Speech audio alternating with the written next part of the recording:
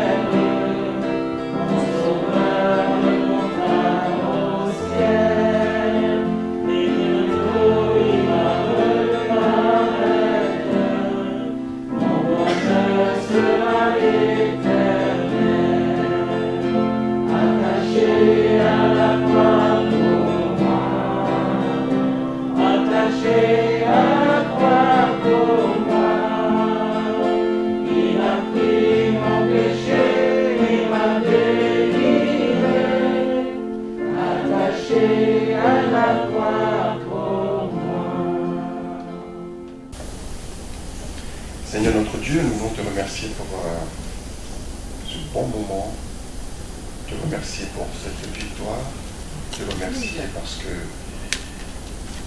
une âme aujourd'hui va s'engager publiquement pour te dire qu'elle t'appartient, qu'elle fait désormais partie de tes enfants et qu'elle en est fière. Et je te prie, Seigneur, pour que s'il y a quelqu'un cet après-midi qui ne te connaît pas encore, que ce soit pour cette personne l'occasion de se tourner vers toi. Gloire à toi, Seigneur Jésus. Amen. Amen. Alors, ma chère Audrey, ça commence fort. Je suis très heureux de voir ce que le Seigneur fait de ma vie. Je sais que depuis ton enfance, ma maman, qui est ma sœur, vous enseignez la parole de Dieu, vous annoncez l'évangile. Et je sais que pour une maman, voir ses enfants venir à Christ et le plus s'engager pour le Seigneur, c'est quelque chose de très fort. Mais pour les tontons aussi. Alors, je voudrais simplement te lire un tout petit texte qui se trouve dans Jean chapitre 14, verset 1, on va dire jusqu'à 4. Jean 14, je vais lire. Jean 14, verset 1 à 4. Que votre cœur, que ton cœur ne se trouble point. Croyez en Dieu et croyez en moi. C'est Jésus qui parle. Il y a plusieurs demeures dans la maison de mon Père. Si cela n'était pas, je vous l'aurais dit. Je vais vous préparer une place. Et lorsque je m'en serai allé, et que je vous aurai préparé une place, je reviendrai et je vous prendrai avec moi, afin que là où je suis, vous y soyez aussi. Vous savez où je vais, et vous en savez le chemin. Et tu es sur ce chemin. Tu es sur ce chemin. Que ton cœur ne se trouble point. Eh bien, tu as reçu le Seigneur Jésus-Christ il y a quelques semaines, maintenant quelques mois, on va dire. Et tu as remarqué que depuis, tout ne semble pas aller bien. Ah, t'as entendu la vie aussi. Voilà. Eh bien, c'est la vie du chrétien. Mais par contre, ce que je peux t'assurer, pour le vieux chrétien que je suis, c'est que le Seigneur Jésus-Christ sera là et sera toujours près de toi. Ça, c'est l'assurance que je peux t'apporter. C'est le témoignage que je peux t'apporter. Que ton cœur ne se trouble pas lorsque tu auras des problèmes. Lorsque tu seras troublé parce que quelqu'un dans ton école ou dans ton entourage te dira, mais tu crois en Dieu, toi, aujourd'hui? Que ton cœur ne se trouble pas lorsque tu entendras parler de guerre. Ou même que parce que tu n'as pas trouvé peut-être pour ton avenir une profession qui correspond à ce que tu recherches. Jésus sera toujours là.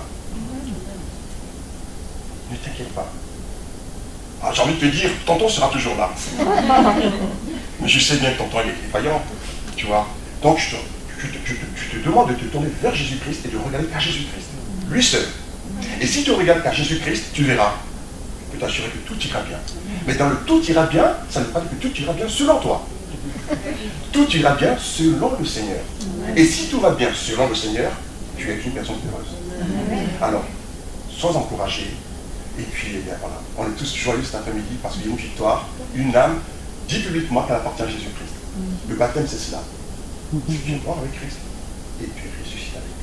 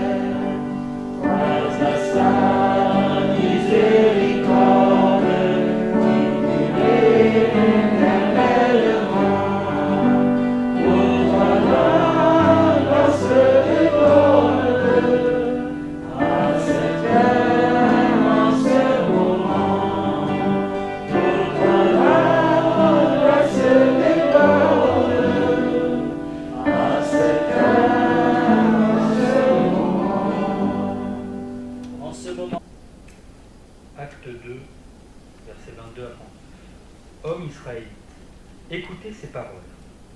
Jésus de Nazareth, cet homme à qui Dieu a rendu témoignage devant vous par les miracles, les prodiges et les signes qu'il a opérés par lui au milieu de vous, comme vous le savez vous-même, cet homme, livré selon le dessein arrêté et selon la prescience de Dieu, vous l'avez crucifié. Vous l'avez fait mourir par la main des impies. Dieu l'a ressuscité en le délivrant des liens de la mort, parce qu'il n'était pas possible qu'il soit retenu par elle. Car David dit de lui, « Je voyais constamment le Seigneur devant moi, parce qu'il est à ma droite, afin que je ne sois point ébranlé. Aussi mon cœur est dans la joie, et ma langue dans l'allégresse, et même ma chair reposera avec espérance, car tu n'abandonneras pas mon âme dans le séjour des morts, et tu ne permettras pas que ton sein voie la corruption. Tu m'as fait connaître les sentiers de la vie, tu me rempliras de joie par ta présence. Homme frère, qu'il me soit permis de vous dire librement au sujet du patriarche David, qu'il est mort, qu'il a été enseveli, et que son sépulcre existe encore aujourd'hui parmi nous. Comme il était prophète, et qu'il savait que Dieu lui avait promis avec serment de faire asseoir un de ses descendants sur son trône, c'est la résurrection du Christ qu'il a prévue et annoncée, en disant qu'il ne serait pas abandonné dans le séjour des morts, et que sa chair ne verrait pas la corruption. C'est ce Jésus que Dieu a ressuscité. Nous en sommes tous témoins. Élevé par la droite de Dieu, il a reçu du Père le Saint-Esprit qui avait été promis, et il l'a répandu comme vous le voyez et l'entendez. Car David n'est point monté au ciel, mais il dit lui-même, « Le Seigneur a dit à mon Seigneur, assieds-toi à ma droite, que je fasse, jusqu'à ce que je fasse de tes ennemis ton marchepied. Que toute la maison d'Israël sache donc avec certitude que Dieu a fait Seigneur et Christ ce Jésus, que vous avez crucifié. » Après avoir entendu ce discours, ils eurent le cœur vivement touché, et ils dirent à Pierre et aux autres apôtres, « Hommes frères, que ferons-nous » Pierre leur dit, « Repentez-vous, et que chacun de vous soit baptisé au nom de Jésus-Christ, à cause du pardon de vos péchés, et vous recevrez le don du Saint-Esprit. Car la promesse est pour vous, pour vos enfants, et pour tous ceux qui sont au loin, en aussi grand nombre que le Seigneur notre Dieu les appellera. » Amen. Voilà, c'était il y a 2000 ans et c'est toujours vrai. Et ces hommes qui étaient là pour la fête de Pentecôte ont été vivement touchés quand ils ont entendu que Jésus-Christ était le Messie, qu'il était mort pour les péchés, qu'il était ressuscité. Ils ont dit, que ferons-nous? Et il a dit, repentez-vous, croyez et soyez baptisés pour le pardon de vos péchés. Et donc, nous continuons ce que le Seigneur a demandé, de baptiser les disciples. C'est pour ça que nous allons baptiser Audrey aujourd'hui. Nous allons baptiser comme on faisait dans ce temps-là, c'est-à-dire par immersion, parce que le mot baptême signifie plonger, immerger quelqu'un. Jésus lui-même a été immergé dans le fleuve du Jourdain. Les premiers chrétiens étaient en fait des gens des adultes qui se sont tournés vers le Seigneur et qui ont été baptisés après avoir cru, après à la repentance, comme ici, ils se sont repentis et ils ont été baptisés. Et donc Audrey, elle a déjà mis sa foi dans le Seigneur, c'est pas aujourd'hui qu'elle commence à croire, et si elle est baptisée, c'est son premier engagement, quelque part, de disciple. Faites de toutes les nations des disciples, baptisez-les au nom du Père, du Fils et du Saint-Esprit, et enseignez-leur à observer tout ce que je vous ai prescrit, dit Jésus. Et voici, je suis avec vous tous les jours jusqu'à la fin du monde. Le baptême ne purifie pas les péchés. L'eau ne peut pas purifier. C'est la foi au sacrifice de Jésus qui purifie, qui pardonne. Le baptême ne donne pas la vie éternelle. La vie éternelle est en Christ, en Jésus-Christ, encore une fois. Le baptême est un symbole qu'on est enseveli sous l'eau et qu'on ressuscite. C'est pour ça que c'est important d'être plongé et d'aller dans l'eau. Pourquoi ce symbole de la mort et la résurrection? Mais quand on croit en Jésus-Christ, on enterre ou on ensevelit sous l'eau ses péchés, sa vie passée dans le péché, loin de Dieu, et on ressuscite une nouvelle personne. Et ce symbole, c'est ce que nous voulons montrer devant témoins. Le baptême est important parce que c'est devant témoins, devant l'Église, devant la famille, quand elle peut venir. Et c'est vraiment une déclaration publique. On peut comparer le baptême à un mariage, parce qu'on déclare qu'on est en Christ, qu'on veut suivre Christ, et on le déclare solennellement, devant témoins. On peut faire une profession de foi, on peut avoir une certaine croyance, mais ne pas être solide. Mais quand on est baptisé, ça veut dire, maintenant je sais en qui j'ai cru. Je sais ce que je crois. Je ne suis pas poussé de droite et de gauche, on ne m'a pas influencé, on ne m'a pas endoctriné, je ne sais pas. C'est moi qui ai décidé, c'est Audrey qui est venue nous voir. Voilà, je veux être baptisé. On n'est pas venu je ne pense pas, la harceler. On ne fait jamais ça par principe. On attend que la personne vienne nous voir en disant « je suis prêt pour être baptisé ». Parce que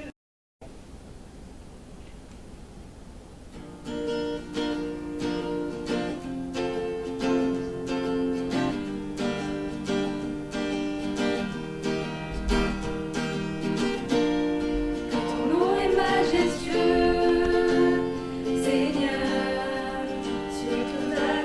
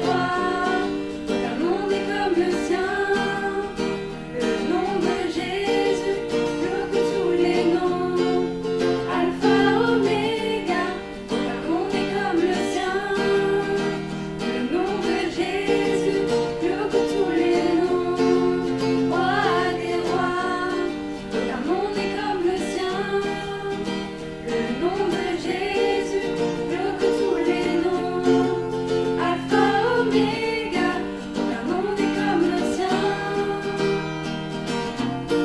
Aucun autre Dieu n'a vaincu la mort, que Jésus-Christ est ressuscité. Nous l'élevons plus haut. En son nom tout réfléchit, en son nom tout est sauvé. Nous invoquons son nom, le nom de Jésus, plus haut que tous les noms. Roi des rois, aucun nom n'est comme le sien. Le nom de Jésus, plus haut que tous les noms. Alpha, Oméga, aucun nom n'est comme le sien. Aucun autre Dieu n'a vaincu la mort, que Jésus-Christ est ressuscité. Nous l'élevons plus haut. En son nom tout fléchit, en son nom tout est sauvé. Nous invoquons son nom. Jésus, Jésus, Jésus, oh Jésus, Jésus, Jésus, Jésus, oh Jésus. Le nom de Jésus, plus que tous les noms. Roi des rois, aucun nom n'est comme le sien. Le nom de Jésus, plus que tous les noms. Alpha, Oméga, aucun nom n'est comme le sien. Le nom de Jésus, plus que tous les noms. Roi des rois, aucun nom n'est comme le sien. Le nom de Jésus, plus que tous les noms. Alpha, Oméga, aucun nom n'est comme le sien.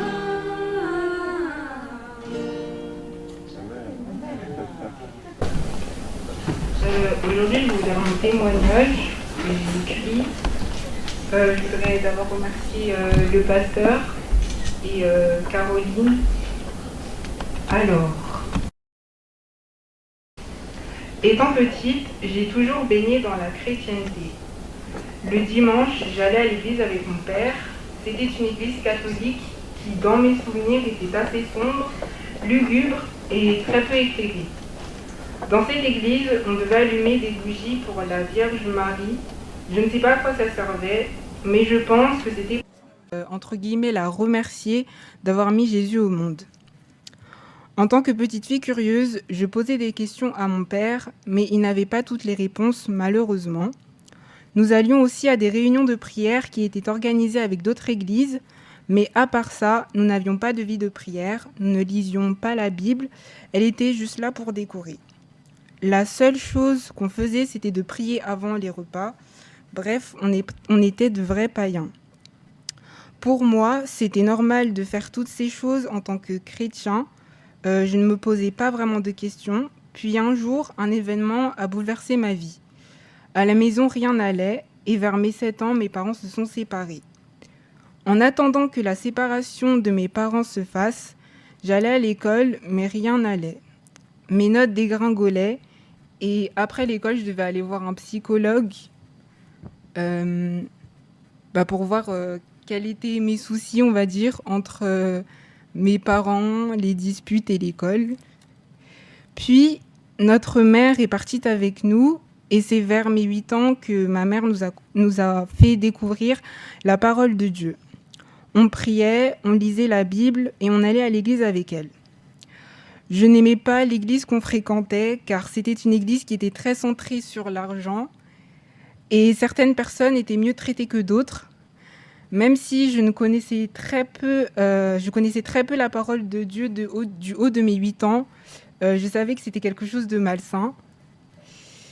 Je me sentais forcée d'y aller et je ne me sentais pas à ma place, mais cela ne m'a pas éloignée de Dieu pour autant. Puis à une certaine période, nous avions vécu avec notre famille, donc tonton Jean-Louis, tata, Mélanie, Alexis.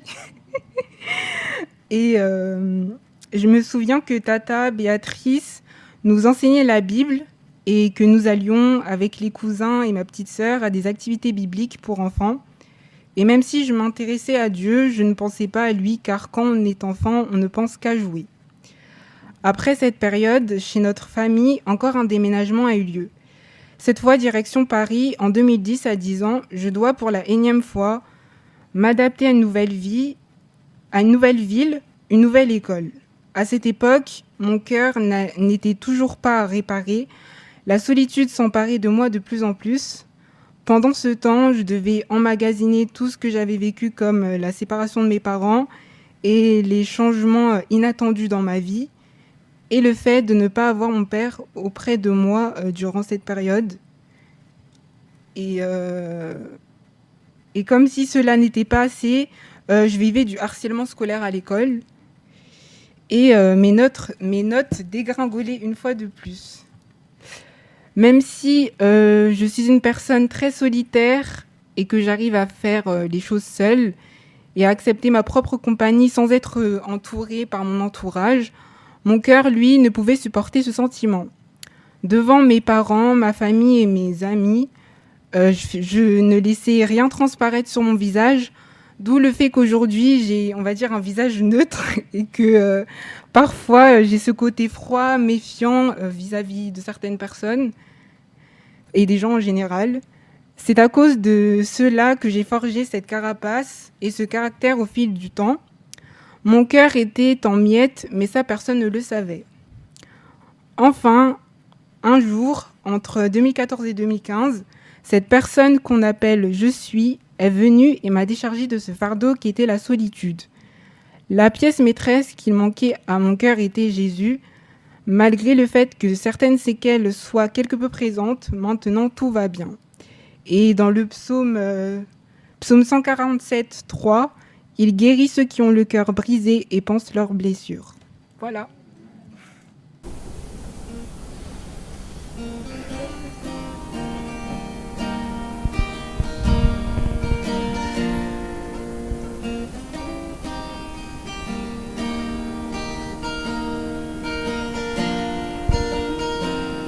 Dispose de ma vie, fais de moi ce que tu veux, fais que mes dons et mes envies soient des instruments pour toi, mon Dieu. C'est la moindre des choses que je puisse faire pour te dire merci. C'est la moindre des choses que je puisse faire, te donner ma vie en retour.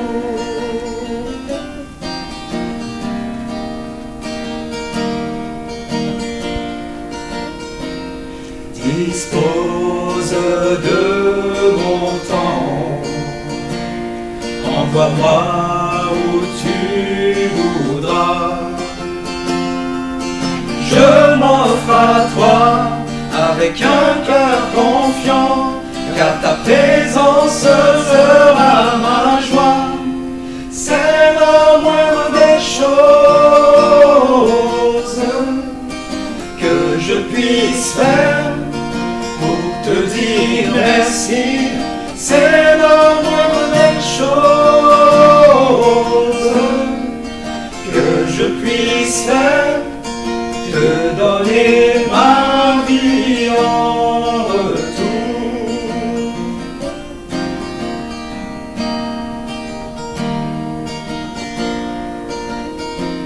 Alors que je porte ma croix, que mes faiblesses sont fortes, ouvre mes yeux pour que je voie que c'est toi-même qui me porte, que c'est toi-même qui me porte, que c'est toi-même qui me porte. C'est la moindre des choses que je puisse faire pour te dire merci. C'est la moindre des choses que te donner ma vie en retour.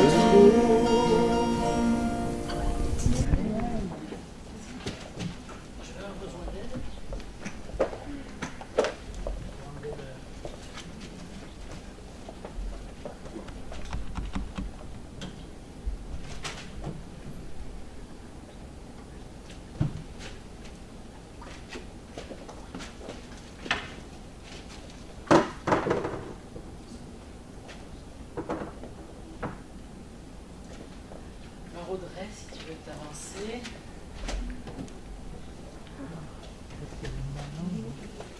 Je mets un masque. C'est ça.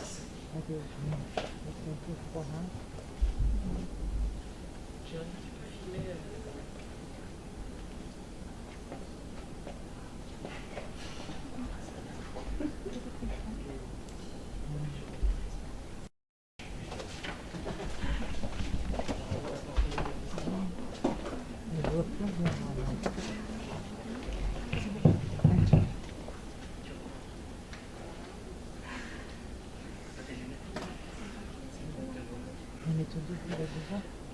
Alors Audrey, nous avons entendu ton témoignage très touchant de voir comment, avec les blessures de la vie que nous avons reçues, Jésus-Christ, celui qui nous guérit, nous pense, nous soulage et aussi nous donne une nouvelle vie. Et ça, c'est vraiment merveilleux et nous sommes heureux de savoir que tu as trouvé le sens à la vie, trouvé un sauveur et que ta vie part sur de nouveaux rails maintenant. Et ça, vraiment, ça nous réjouit. Et ce baptême, c'est ton départ dans la vie de disciple. Et n'oublie jamais donc, que Christ est avec toi tous les jours jusqu'à la fin du monde. Même si tu as encore des difficultés dans la vie, il ne te laissera jamais tomber. Alors j'ai des questions que l'on pose toujours aux baptisés. Audrey, est-ce que tu crois que Jésus est le Christ, le Fils de Dieu? Oui. Est-ce que tu veux vivre pour lui jusqu'à la fin de tes jours? Oui. Est-ce que par la grâce de Dieu, tu veux vivre pour lui jusqu'à ce qu'il revienne par sa force qu'il te donnera? Oui. Alors Audrey, je vais donc te baptiser au nom du Père, du Fils et du Saint-Esprit. Alors Audrey, je te baptise au nom du Père, du Fils et du Saint-Esprit. Amen.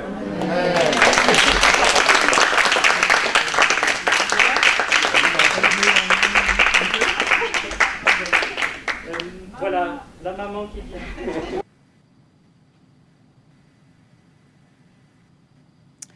Le thème, c'est « Jésus vaut-il la peine qu'on le suive ?»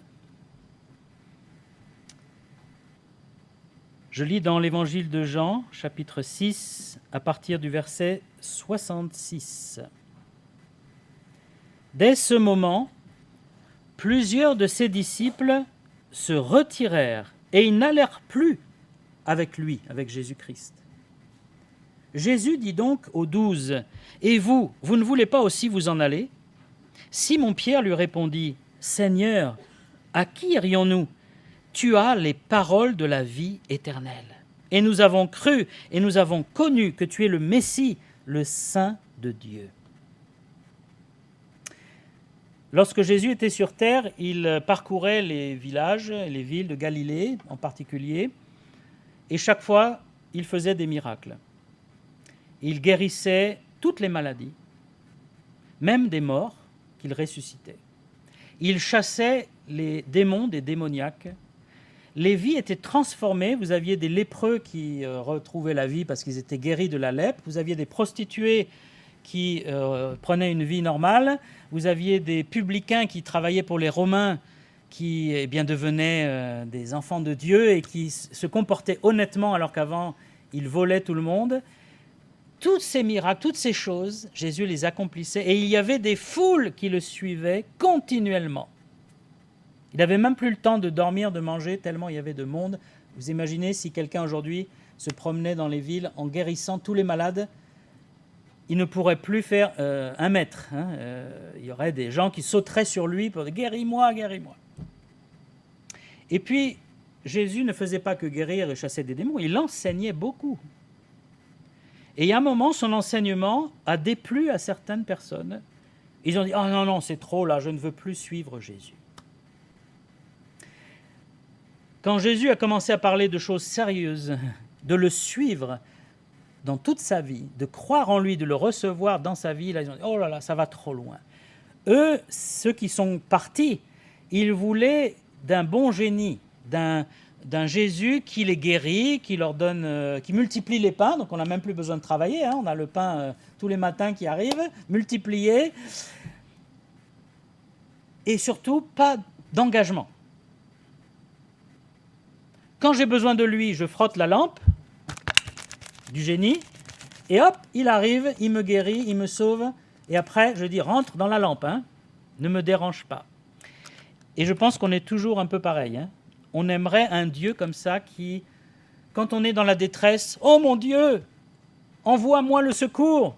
Et puis quand Dieu nous a envoyé le secours, je continue ma vie comme il me plaît.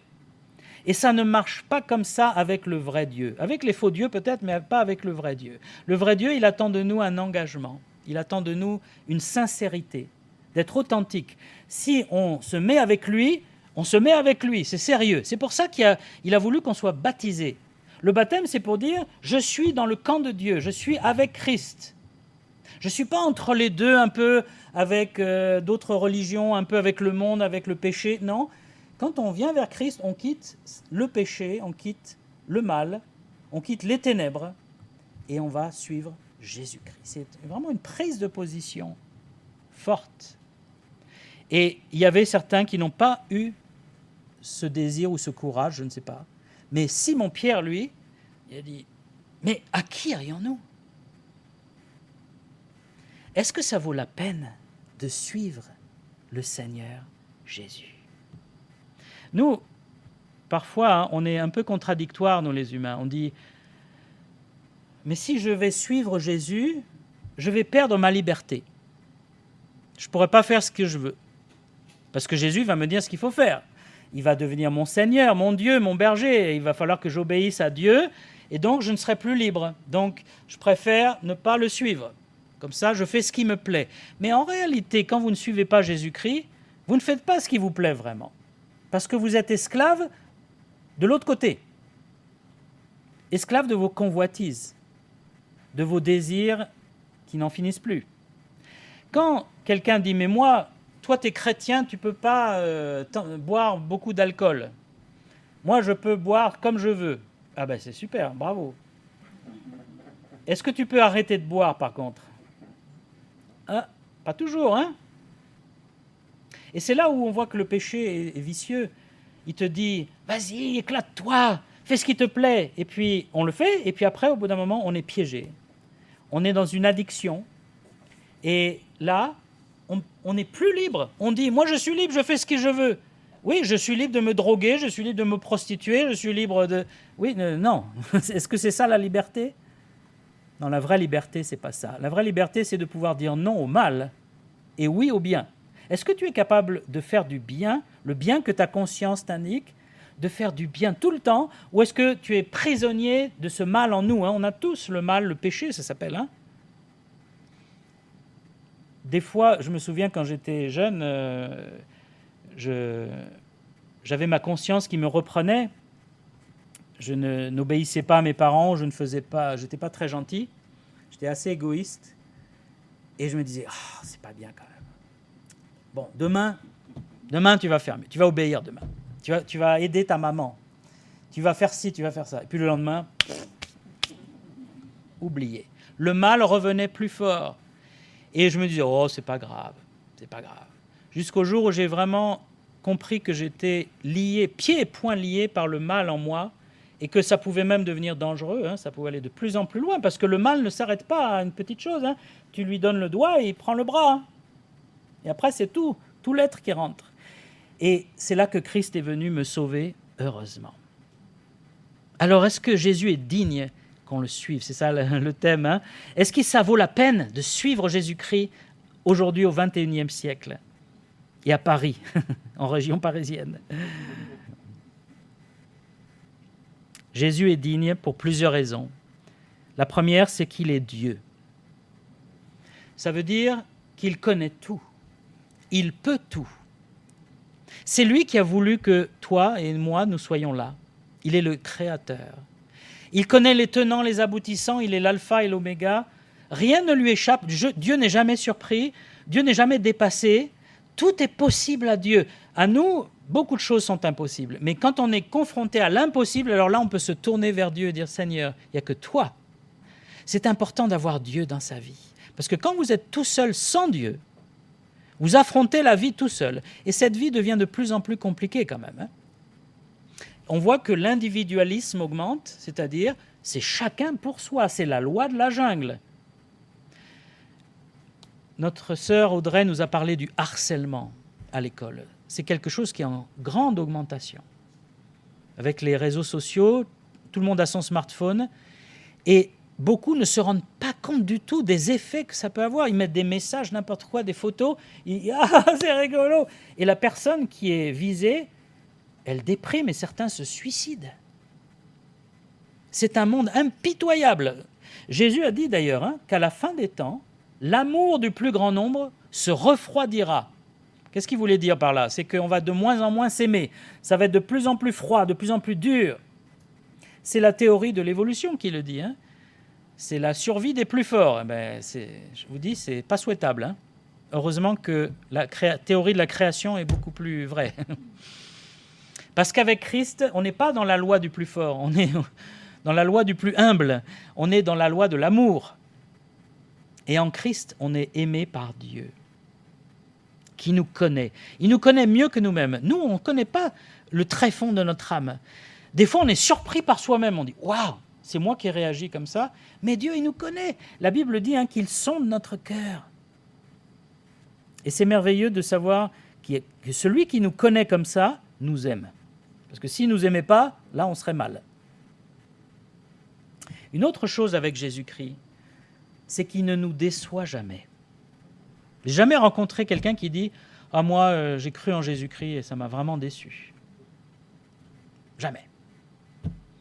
Il y a des gens athées, des gens qui quittent la foi chrétienne, mais je n'ai jamais entendu quelqu'un dire « J'ai été déçu. » Jésus ne trompe pas. Jésus ne... Tout ce qu'il a dit, il le fait. Ses promesses sont vraies. Quand il a dit « Je serai avec vous tous les jours », il est avec nous tous les jours. Une autre chose qui est merveilleuse avec Jésus-Christ quand on le suit, c'est qu'il nous laisse libres et qu'il ne s'impose pas. Même quand on est baptisé, qu'on dit « Voilà, je me déclare pour Christ, je suis disciple de Jésus-Christ », Jésus-Christ nous laisse libres encore après. Il ne dit pas « Maintenant que tu es baptisé, attention là, tu rates un commandement, je te sac. » Non. Le Seigneur est comme un papa ou une maman, ou les deux en même temps, qui, quand on chute, il dit « c'est pas bon », et il nous relève. Et il nous dit pourquoi c'était pas bon. Et il nous prévient souvent, avant qu'on chute, il dit « tu vas chuter, tu vas chuter ». Mais non Seigneur, fais-moi confiance, je gère. Bing, on chute. Et là on se rend compte qu'on gère rien du tout. Et on dit, Seigneur, pardonne-moi. Est-ce que tu vas me pardonner ? Et des fois, on vit dans cette culpabilité. On dit, oh, j'ai fait une bêtise, j'ai désobéi, ça y est, Dieu ne va plus me pardonner. Mais Dieu pardonne chaque fois qu'on lui demande pardon. Parce que Christ est mort à la croix pour ça. Et c'est merveilleux d'avoir un Dieu qui nous pardonne, qui nous laisse libres. Il nous laisse faire nos bêtises. Bien sûr, il nous avertit toujours. Il y a la parole de Dieu qui dit, ne fais pas ça. Mais n'empêche, il ne va pas forcément nous reprendre ou je ne sais pas quoi, ou nous punir. Dieu n'est pas là, nous pourchasser, en train de nous punir, nous taper sur la tête. Il veut qu'on soit adulte en Christ, qu'on réfléchisse, qu'on devienne sage. Pourquoi c'est merveilleux de suivre Christ ? Parce qu'il est le bon berger. Il a dit « Je suis le bon berger ».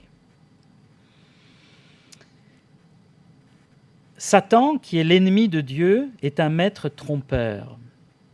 Il vient en se déguisant. Il ne dit pas « Bonjour, je suis Satan, donne-moi ton âme ». Il le fait avec quelques personnes, mais la plupart du temps, il se déguise. Il dit « Je suis un ange, je suis une star du cinéma, une star de la musique, hein, et il dit, suis-moi, je vais te donner plein de bonnes choses, je vais te donner du succès, je vais te donner de la force, tu vas avoir du pouvoir, tu vas réussir, tu vas avoir de l'argent, tout va tomber, regarde. Et nous, on se laisse piéger. Et dès qu'on lui a donné un peu la main en disant « D'accord, je te fais confiance », on commence à souffrir. Parce que son but, c'est de nous détruire. Son but, c'est de nous détruire parce qu'il a de la haine contre notre Créateur, contre notre Dieu. Et donc, comme il ne peut pas toucher Dieu, il va toucher les créatures de Dieu. Il nous hait profondément.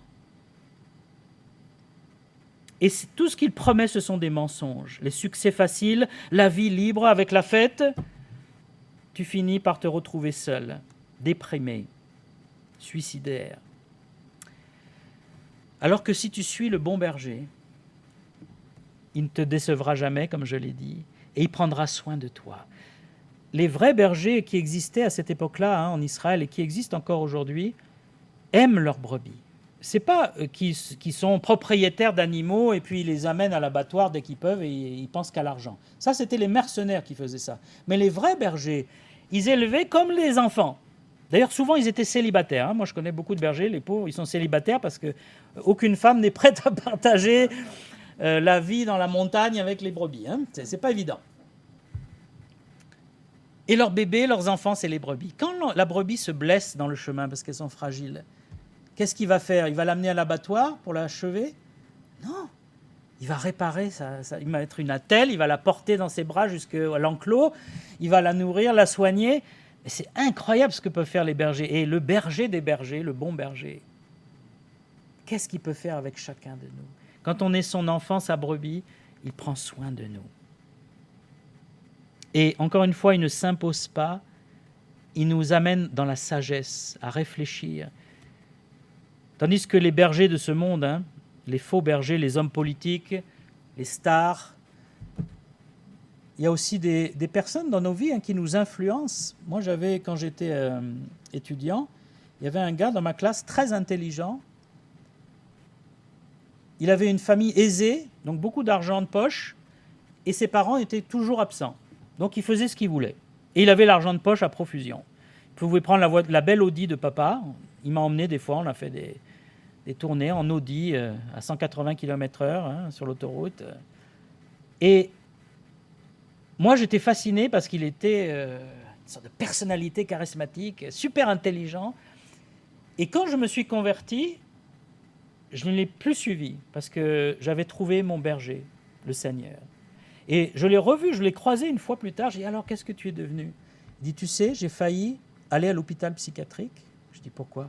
Il dit, parce que j'étais dans la poésie. Alors, il était fan de Antonin Artaud, un poète apocalyptique, je ne sais pas comment dire. Vous lisez un poème et vous avez envie de dormir. Bon, c'est très spécial. Et il dit, j'étais tellement à fond là-dedans que j'ai commencé à perdre la boule. Et il dit, je suis passé à ça. En plus, il commençait à se droguer. Bien sûr, l'argent, tout ça. Et apparemment, il s'en est à peu près sorti. Mais je remercie le Seigneur de ce que je n'ai pas suivi ce berger-là. Ça va vite, Quelqu'un qui est un peu intelligent, charismatique, hop. Mais il faut suivre Christ, parce que lui, il ne va pas vous emmener vers les mauvais chemins. Christ est Dieu, mais il a passé une vie d'homme. Et donc, il peut nous comprendre. Il sait ce que c'est d'être tenté, d'être affaibli, d'avoir faim, d'avoir soif, de pleurer, d'être triste, de perdre quelqu'un ou quelque chose. Le Seigneur peut vraiment nous comprendre. Parce que des fois, on dit, mais toi, tu es au ciel, tu ne comprends rien à ce que je vis. Eh bien, c'est faux. Parce qu'il est au ciel, mais il était sur la terre. Et il a vécu une vie d'homme, et la Bible dit qu'il a été tenté comme nous en toutes choses. Nous, on n'a pas été tentés en toutes choses. Lui, il a été tenté, éprouvé et tenté, et il n'a jamais commis un seul péché. Il n'a jamais cédé à la tentation. Mais il sait ce que c'est. Et donc, il peut vraiment nous comprendre et nous accompagner dans nos vies. J'arrive à la fin. Pourquoi ça vaut la peine de suivre Christ? Mais parce qu'il a prouvé son amour en donnant sa vie. Qui a prouvé son amour pour moi dans sa vie? C'est quelqu'un qui se sacrifie pour moi. Quelqu'un qui va passer du temps pour m'aider, mais Christ, c'est plus que du temps, c'est qu'il est mort pour moi. Par amour, je ne le méritais pas, je n'avais rien d'aimable, je n'avais rien d'attirant. Pourquoi il s'est intéressé à moi? Pourquoi il est mort pour moi?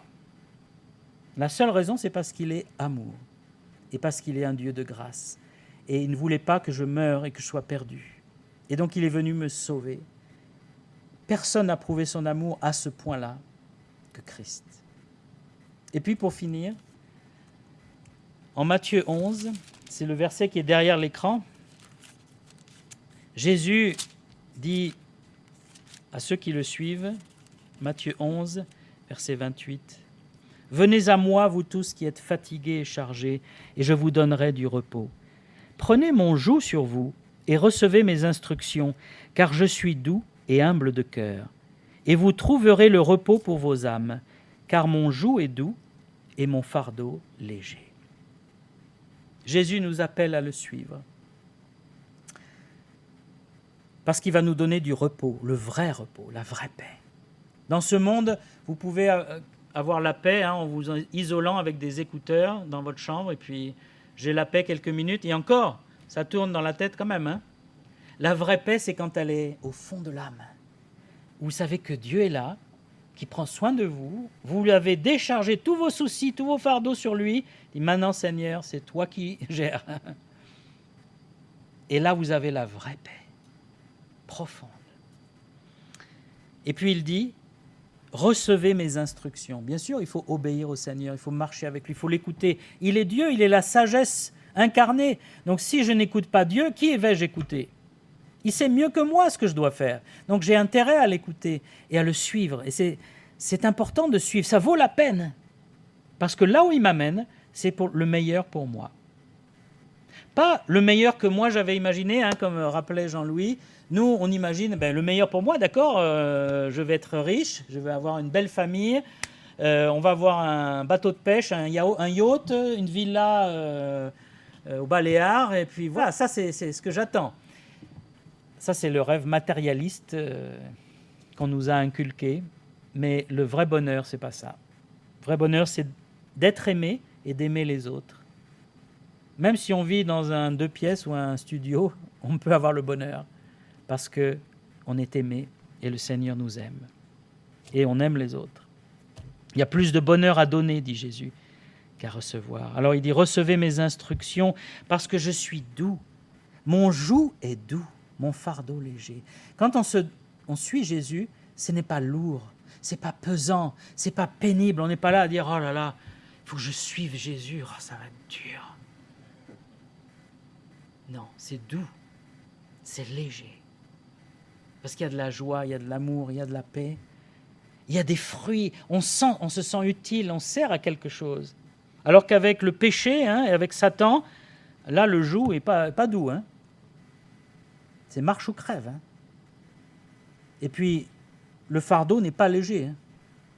Il vous écrase. Alors, ça vaut la peine de suivre Jésus-Christ. Audrey, tu as bien fait. Et tous ceux qui l'ont fait ont bien fait. On ne sera jamais déçus par le Seigneur. Il est merveilleux, il est notre Dieu. Nous voulons lui rendre tout l'hommage, tout l'honneur, toute la gloire. Et si vous êtes ici et que vous n'avez pas Jésus pour berger, pour sauveur, ne manquez pas cette occasion que Dieu vous donne. Vous avez ce temps ici, là. Vous avez entendu ce qui s'est passé dans la vie d'Audrey. Vous avez entendu la parole de Dieu. Ça peut être le moment pour vous de vous décider pour Christ. De dire oui, Seigneur, je veux que tu viennes dans ma vie. Il y a un choix à faire, un choix réfléchi, mais un choix entier. On va s'incliner dans la prière, après on va chanter un dernier cantique. Et pendant la prière, je vous laisse cette occasion de répondre au Seigneur.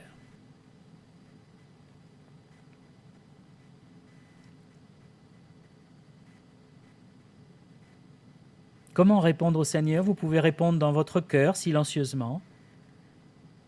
Lui parler, lui dire, voilà, j'ai bien entendu Seigneur et je veux moi aussi te suivre comme Audrey. Je veux que tu deviennes mon sauveur, mon Seigneur, mon berger.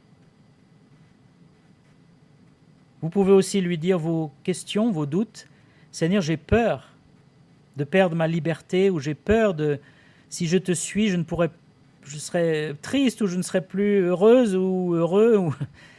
Vous pouvez lui dire ces choses-là. Et le Seigneur vous répondra.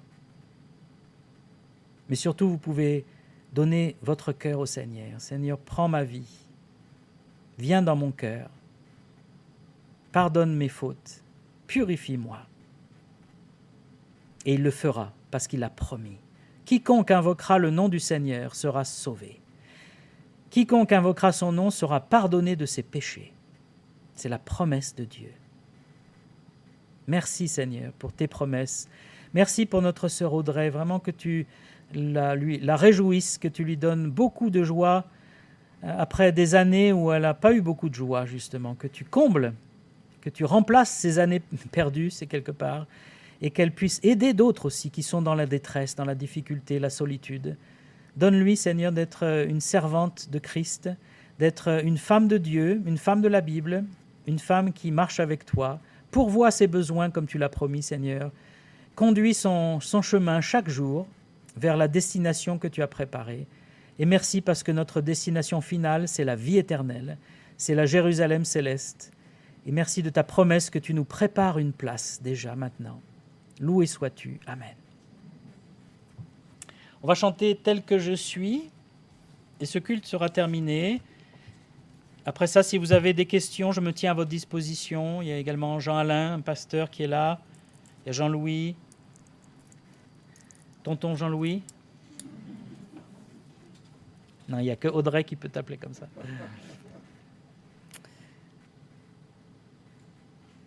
Mais ne laissez pas passer cette occasion magnifique.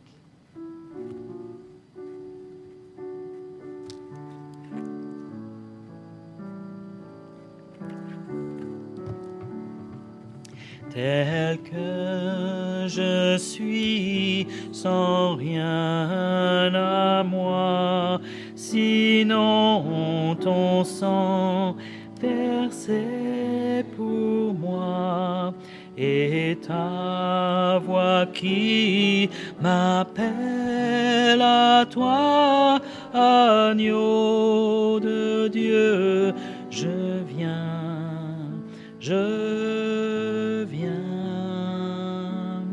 tel que je suis, bien vacillant, en proie au doute, à chaque instant, lutte au-dehors, crainte au-dedans, agneau de Dieu, je viens, je viens. Alors, je vais faire une chose qu'on ne fait pas très souvent, mais vous demandez, vous qui êtes là, est-ce qu'il y a quelqu'un qui dit oui, je viens au Seigneur?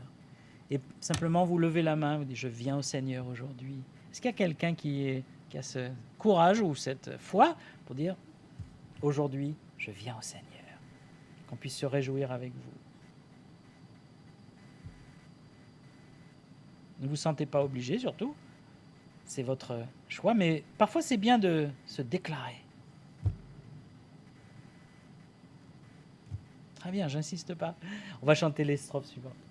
Tel que je suis, ton cœur est prêt à prendre le mien tel qu'il est, pour tout changer, sauveur parfait, agneau de Dieu, je viens, je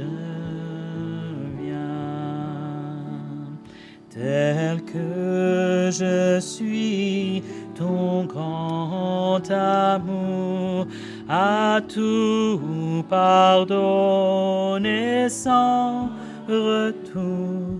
Je veux être à toi dès ce jour, agneau de Dieu, je viens, je viens. Ce chant résume bien la chose, hein. Tel que je suis, avec mes fautes, mes faiblesses, je viens et je serai pardonné. sans retour.